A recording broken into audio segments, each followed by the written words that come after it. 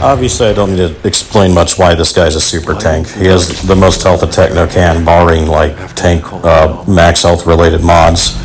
And then he has max armor, and then almost max resistance when he's in like his turret bubble and everything, but still close. And then 56% skill leech and weapon leech, 48% weapon leech on his gun. So I mean, it's just insane. Now let's talk about the weapons I choose. I choose them mostly for superficial reasons, honestly. I'm big about looking cool when I'm fighting, right? Speaking of his look, like the very look I have is deliberate. Like, I made all my weapon skins look animalistic, including even my pistols to make it match the look. And I'm using all the classes. It's a good testament to saying you mastered everything at that point, because I'm wearing a Techno's helmet, a Devastator's armor, a Pyro's waistcloth and boots, and then a Trickster's gloves. It all goes together too, I feel like, so it's perfect. But let me also talk about the weapon's practicality.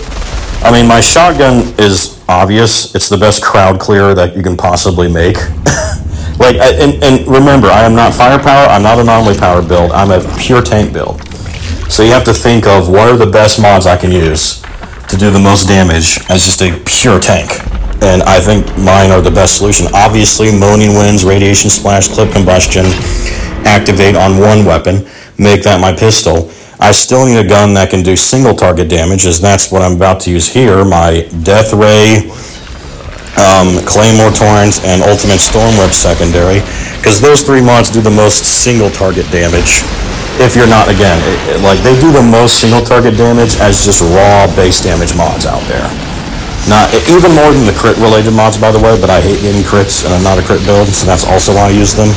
Death Ray is only good if you can actually aim down sights the entire time, but I can on this guy because I activate my skills, and Fixing Wave doesn't need an animation, so it doesn't interrupt it. So yeah, that's perfect. And then a shotgun, I mean, automatic shotgun is the best thing to have Nicola's Revenge on anyway, in addition to making it look cooler too, because it activates on multiple enemies. Storm Whip on the shotgun also hits multiple enemies because it's a shotgun.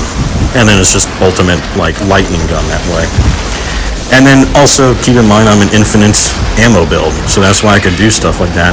So I actually did it wasn't just superficial, it's still practical. I gave all my stuff thought, all of it has a reason and purpose, like the shotgun apps for the primary, absolutely. Weapon leech purple build, purple shotgun for tankiness, and then has the best mods for crowd control. Now let's talk about the support side of the build. The only changes left is I want to get skill leech as an attribute on my pistol, so I'm not losing it every time I'm switching to activate Moaning Winds. And then I want to get status power on my boots instead of skill leech, because that'll give my turrets, my cryo turrets, a bit more damage. But if you just check everything I do, like I heal people, I doubly heal them actually from both Fixing Wave and the Healing Pulse skill node. And then I also increase their class healing from my tree. My turrets also pulse and remove negative statuses, and they give them 20% more damage, and they replenish their ammo.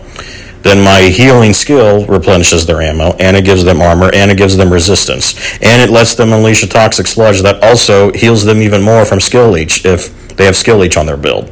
Because the toxic becomes their own if you don't know, so even that can heal them further. And then it also gives them health regen too. And then I also debuff the enemy doubly from the marked for execution skill notes. And then of course I changed my blighted turret to freeze, so I have all 3 freeze turrets for ultimate freeze.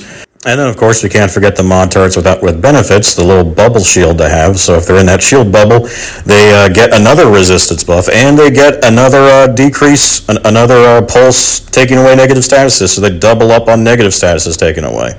So it's just yeah, like this guy, I can bring level 1. I'm not kidding. I have brought level 1s just starting out, no clothes on them, level 1s into like the Birdemic on tier 40 trove, and they have just stood in my turret bubble near all of my turrets and myself while mayhem is happening, and not to mention so many things are hitting them, including the birds.